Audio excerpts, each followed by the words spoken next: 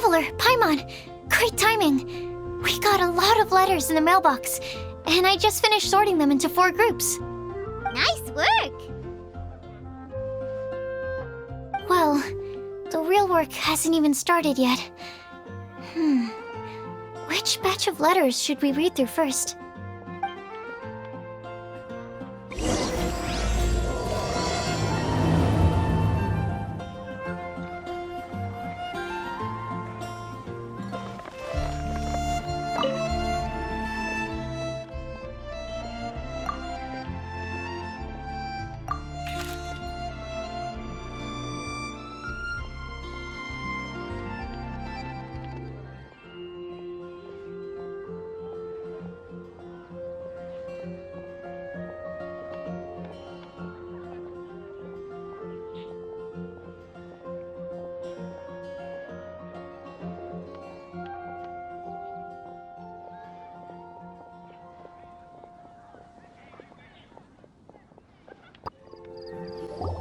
Let me quickly summarize what we found out about a flower that is not of this world. Tainari believes that on closer examination it might be logically paradoxal, while Albedo says that his answer would be better discussed at length in person. As for my answer, I think a clock in the shape of a flower would constitute one that is not of this world. Here's what we've gathered regarding a guide who will never get lost. Mona said that she'd like to join us in uncovering the secret behind the prophecy, while Bennett suggests Fischl, Mona, or the Traveler as potential candidates. Mika didn't submit much, but he did draw a vegetation map for Master Tainari and wrote up a dragon spotting calendar for Sino. Amber also wrote in. She said that she sees herself as nobody's guide, but everybody's friend. As for one who would never lie, Rosaria removed herself from consideration, but both Razor and Sino are willing to support us in our search. Timaeus seems to have forgotten to write to us. And finally, this is what we've gathered on a legend that never ends. Klee said that her mom has a number of friends who like to write storybooks. Lisa believes that legends live forever in people's hearts. I think that for a legend to be never-ending, it has to be filled with hopes and dreams and actively passed from one person to the next. So, what are the answers to the 4 riddles then? You're really smart, Paimon. I bet you can figure it all out in no time. Or, let's all share our thoughts on what we think the answers might be.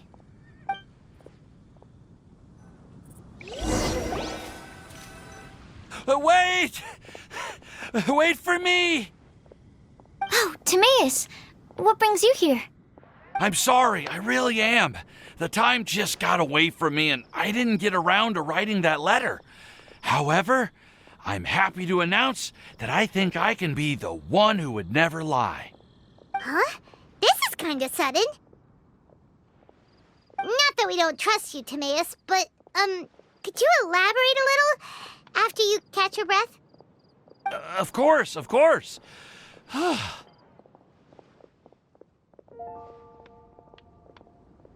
Do you still remember the time I, collaborated with a certain Miss Ying-ar? Well, basically, she helped me out a lot with my research into potion making once, and, well, we've stayed in touch through letters ever since. Wait, so Ying-ar is the girl from Liyue that Sucrose mentioned earlier? We always assumed you were hard at work every time we saw you at the crafting bench. So you've just been writing letters to Ying-ar the whole time? No, I mean, not all the time. I've done some work too. And anyway, our correspondence covers a lot of serious topics, like perfumes, potions, alchemy. Anyway, a few months ago, I made a vow to the heavens that I will be true to myself and never utter an insincere word until the day that I've managed to win Miss Ying-ar's heart. So, at Star Snatch Cliff, you were picking Cecilia's as a gift for Ying-ar? Well, that's right. The Cecilia flower is said to represent a once wayward heart transformed by the power of love. I couldn't think of a better flower to give than that.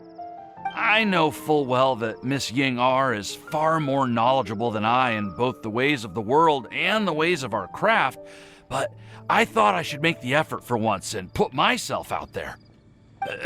Which brings me to the subject of the last few days and the Windblume Festival. I thought it was time for me to invite Miss Ying-ar to Mondstadt.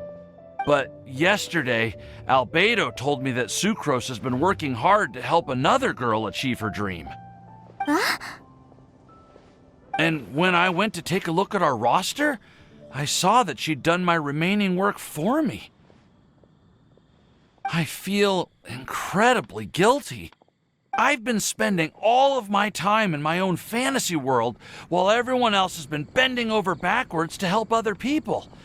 How could I ever hope to be worthy of Miss Ying-ar's love if I'm so selfish? Oh, Timaeus. And that's why I've decided to join you. But then what about Ying-ar? Yeah. Haven't you been planning this for over a month now? You said you were going to invite her to Mondstadt. Well, yes, I did mention in my letters that I'd like her to visit, which is why I just sent her another gift with my hand-picked Windblooms, along with a handwritten letter. I explained that a matter of great importance has presented itself to which I must devote my full attention for the time being. As soon as it's resolved, I'll make haste to Liyue to pick her up in person. I made sure to package the gift and letter with the greatest care. All I can do now is hope that she'll understand. Point being, please know that I sincerely want to support you in this endeavor. Plus, I think I'm an honest person. As far as I recall, I don't think I've told a single lie in my life. Well, you certainly convinced Paimon with that speech. Don't worry, Timaeus. We won't let your determination go to waste. Thank you, Timaeus. Thank you, everyone. I promise to do everything I can to help. Okay, so it looks like we found our one who would never lie. Great! Let's keep it up. On to the other three.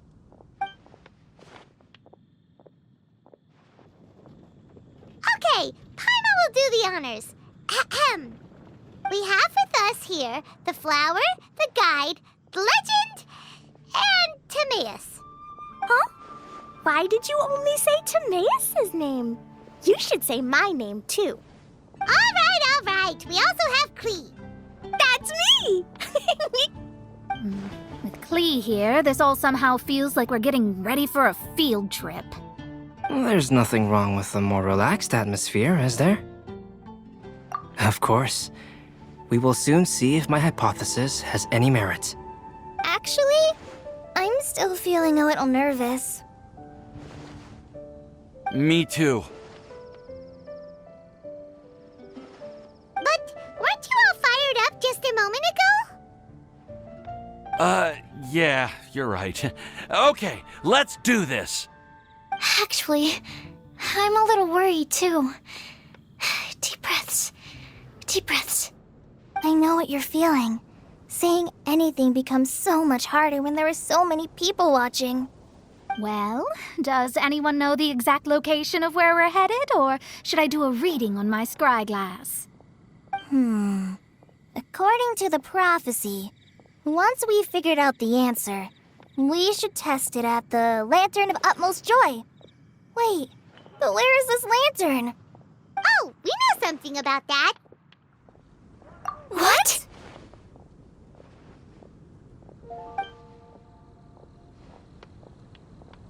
Wow, that's amazing. You really know how to do everything under the sun. Then we'll let you lead the way. This is it! We're off to find the sacred location of the Lantern of Utmost Joy.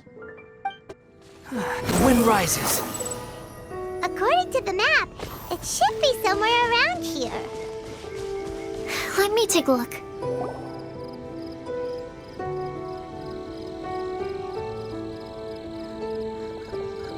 Aww, I don't see any lanterns here. Now that I think about it, the prophecy didn't say anything about what the Lantern of Utmost Joy actually looks like, right? Maybe we've overlooked something? Traveler, are you trying to figure out something else from the paper?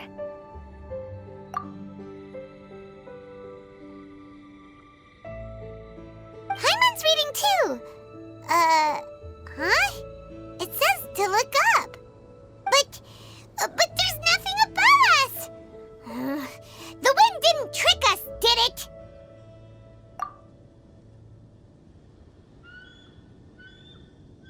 Place the squirrel on the back of the pointy-eared cat, and a pious puppy will open the doors to show you the way.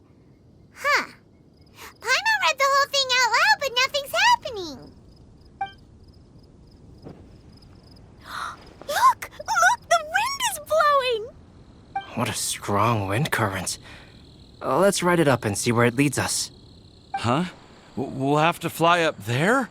Can someone carry me with them? Here.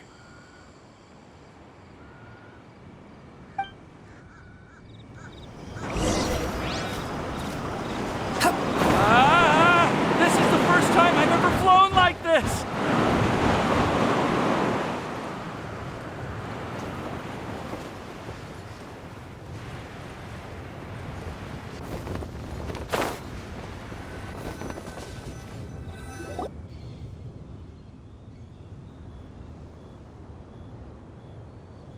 How did this little island get up here in the sky? Did somebody make it? Just to be safe, I've been jotting down our entire route here. This way, no one will get lost. Oh, good thinking, Kale. Huh. Who would have thought we'd find this kind of table here? Weird. It's almost as if someone was holding a tea party. I never would have guessed that such a place could exist. Right above Mondstadt, too. Wow, look at that pretty lantern on the table. There's even a chair for each side of the lantern, too. There seems to be something on the back of this chair. Let me have a closer look. Take your seat, present your answers, and you shall reach enlightenment. Well, as far as instructions go, I guess that's simple enough. So we just need to do as it says, right? Wait a second. Huh? What is it, Albedo? We'd better make sure this place is safe before taking our seats. Everyone, please stay clear for a moment. Well, all our questions and doubts aside, the scenery here is pretty amazing. It'd be impossible to feel stressed here. How is everything, Albedo? Everything seems to be fine. I didn't find any traps or suspicious mechanisms, but I also couldn't find any overt destructive devices. Huh? What do you mean? Well, it seems that wrong answers won't have any catastrophic consequences. Looks like we'll have to sit on these chairs and fulfill the prophecy. Everyone, I would like to suggest that we try some risky answers on our first attempt. Let's reserve our most confident answers for the second round. That sounds kind of smart. But why? I get what he means. If we do as he says, then we may be able to figure out how the puzzle works. I see. That makes a lot of sense. Mona, is there something wrong? You're not looking too good. Oh, are you hungry? I brought some snacks. Thank you for offering, Klee, but that's not quite it. While Albedo was checking just now, I gave my scryglass a spin hoping to find some information. But there's a strange aura to this place. It's almost as if someone has been staring at me as soon as we stepped foot in here. But if nothing here has actually been physically tampered with, then no. Could that person be?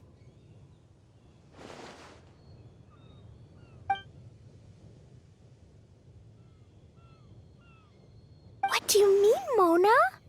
Who could it be? Never mind. It's not like I've got any proof.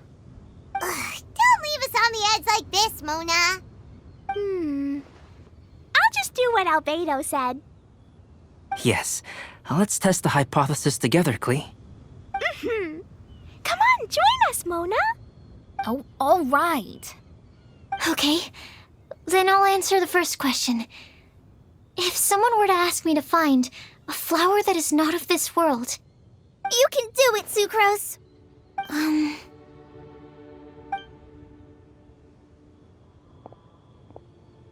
then I would fetch a tetragenic sweet flower.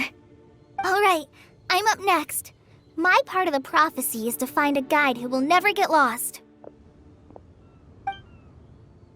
Kale, I hope you found your answer. My answer is that I will be that guide. For a long time, I have been guided by others.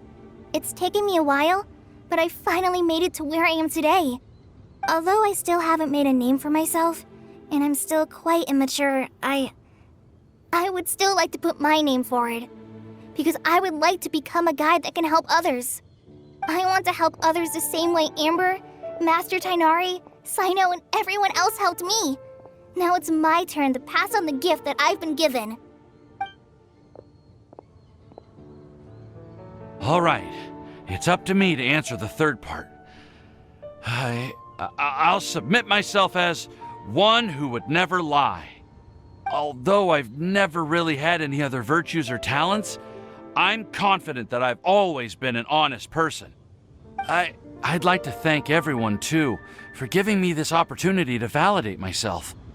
And last but not least, I will answer the final part of the prophecy.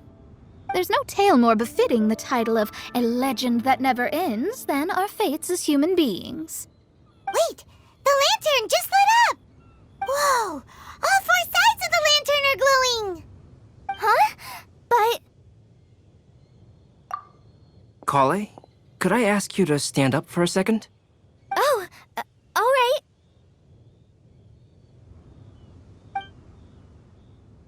Huh? What's going on? Why is it lighting up regardless of who's sitting in the chair? Didn't it say we have to answer all the questions correctly?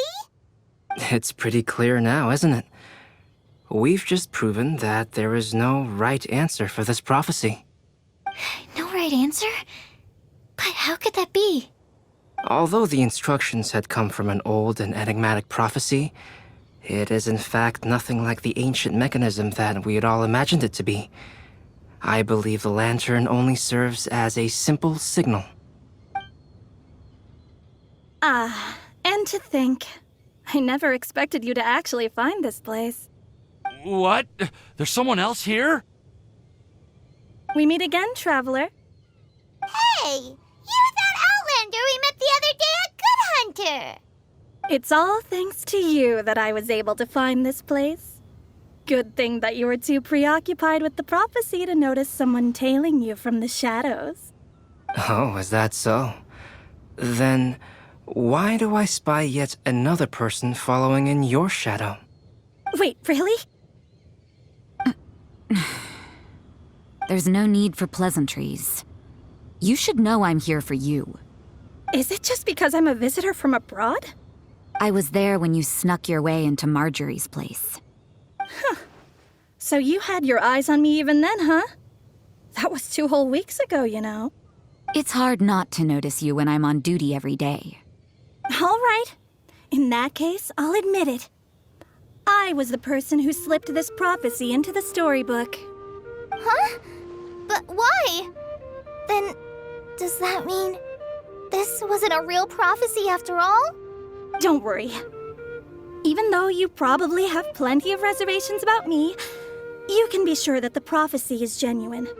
In fact, many of you here today may have heard the code name of the one who left the prophecy to me.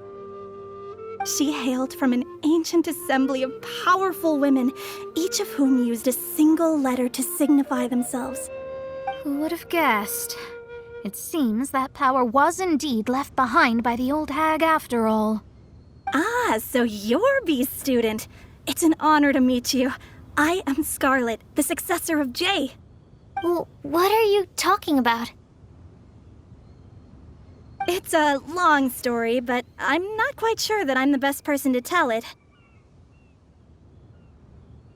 Since you've all spent so much time and energy trying to decipher this prophecy, you must also be very interested in the secret behind this lantern, no?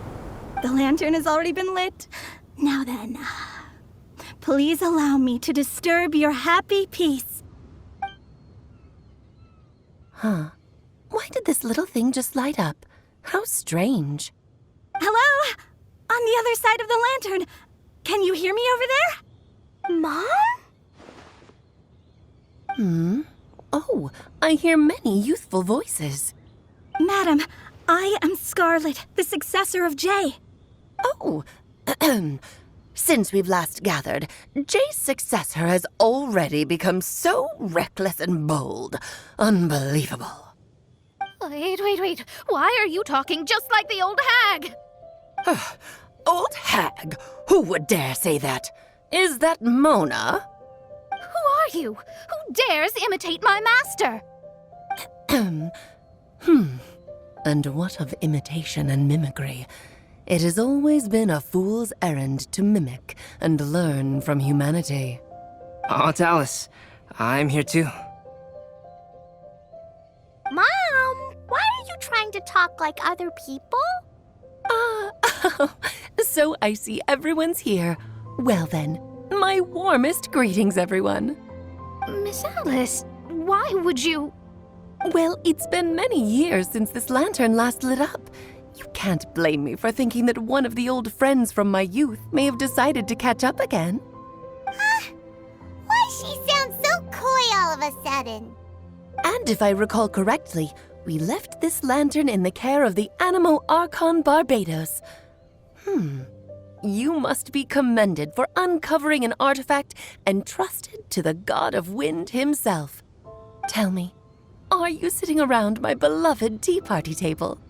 It's a really long table. Oh, so you are. I suppose this means even the Animo Archon has granted you entry to this place. Was all of this Scarlet's doing? Wait. Paimon's completely lost now. So what was this assembly you were talking about earlier? Oh, Miss Alice, would it be all right to leave the explanation of that to you? Well, you should be rewarded for making it all the way up here and activating the lantern. Now then, let me tell you a long and ancient story. Ever heard of the Hexenzirkel? As the spooky name suggests, it's a secret society. Once upon a time, it even challenged the Animo Archon himself. But he replied, "Let us make music, not war, and resolve our conflicts through song." From then on, the mages would only ever convene in the woods, in the skies, or on the edges of cliffs. At these tea parties, they discussed their stories and secrets and resolved their differences, as the tea and cakes bore witness to their pledge never to fight amongst themselves. Yesterday I snuffed out the life of my beloved. He had grown old and was extremely sick. He loved me dearly, so I took his fate in my hands and ended his pain. I'm raising a son. Of all the children I had, he's the only one left. But I suppose that still makes me a mother. My lifespan is nothing compared to yours, so I wish to leave you with my storybook. Actually, maybe you can pass it on to your children one day.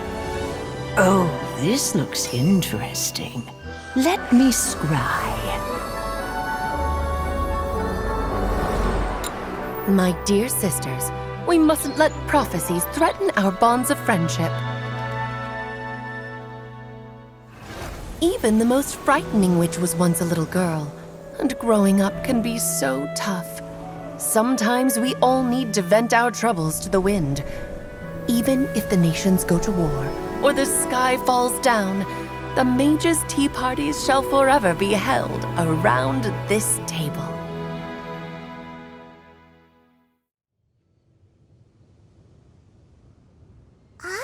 So this is where the legendary mages held their meetings. That's right. We often met here to chat and have tea.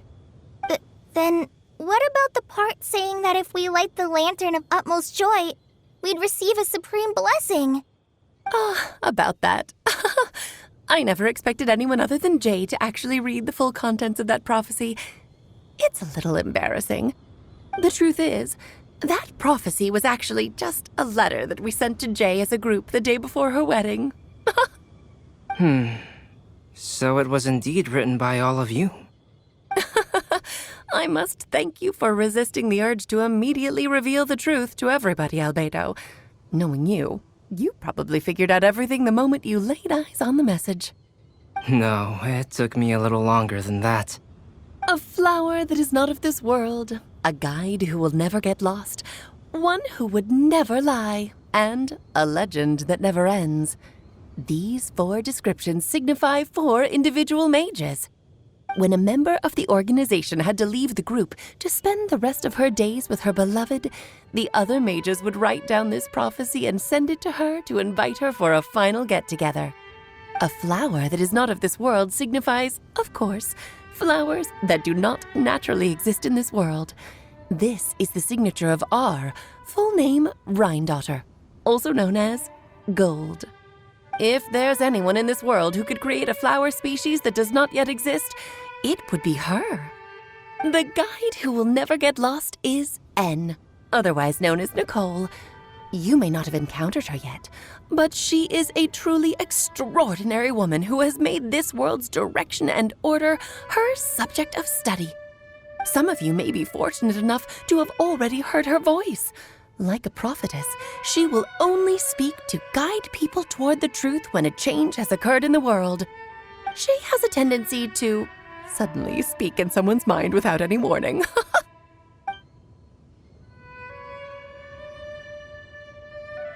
If one day you would be unfortunate enough to run into a truly dangerous situation, she may use her voice to guide the way forward for you.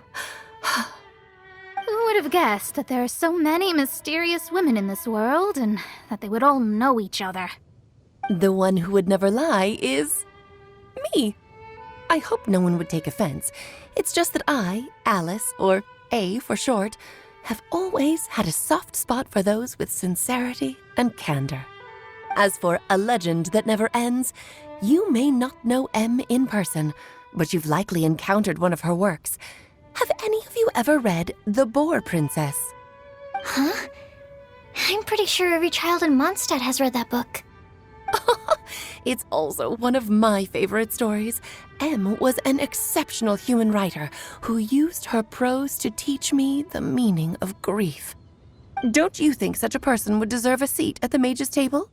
Paimon's getting more and more lost. It may sound hard to believe, but I can attest to everything that Alice has said.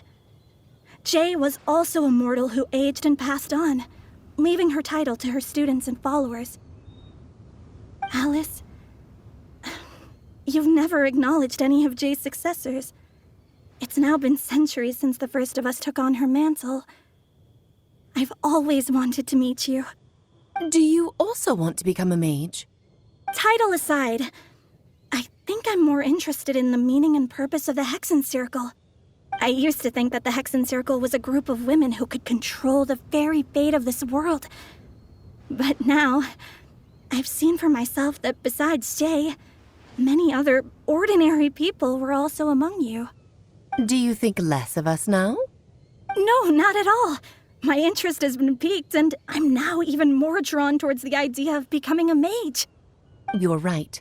I've never acknowledged any of Jay's successors, but you are different. You are much more fascinating than any of your predecessors.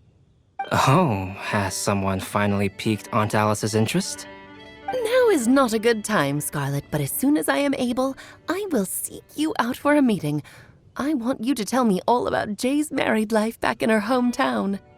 So the mage who received the prophecy letter from all of you was Jay? She left the Hexen Circle after getting married? Precisely. There was only one way the letter could have been interpreted. She would have known what we meant as soon as she saw the message. We were just asking one thing of her. please come to see us again. Before you go and settle forever with your happiness, please come share some of it with your best friends and sisters. So, the Supreme Blessing actually meant... All journeys are fleeting and will eventually come to an end. What will give us the most fulfillment and happiness in the end are those who will greet us at our journey's destination. Dear child, I believe you can also understand what I am talking about. We women will always have many troubles and encounter pains and frustrations that will keep us up at night. But no matter how hard things may become, we will cross mountains and oceans to see our best friends again, regardless of how many years have passed or how far the distance may be. As long as we can be with our beloved friends, our hearts will be filled with joy. To us mages, that's what being supremely blessed is all about. I still don't get it, but I do know that all the mages are Mom's best friends. If you ask how I see it, the Hexen Circle is just a group of ladies that I spent my youth with. Anyway, I'll introduce some of the other members to you all later. I still have a few things to attend to, so this will have to do for today. Bye, Mom. Todoko says bye, too. Goodbye, darling, and farewell to all of our other friends as well. I'm sure we'll see each other again. Oh, now that I think of it, isn't it getting close to that time of year? Yes, it's Windblume again, Alice. It's also a special anniversary date. I'm sure you still remember. Yes, I do remember now. It was on this day many, many years ago that Jay tied the knot. Ah, just in time for the Festival of Love and Freedom. Everyone, please enjoy this year's Windblume Festival to the fullest.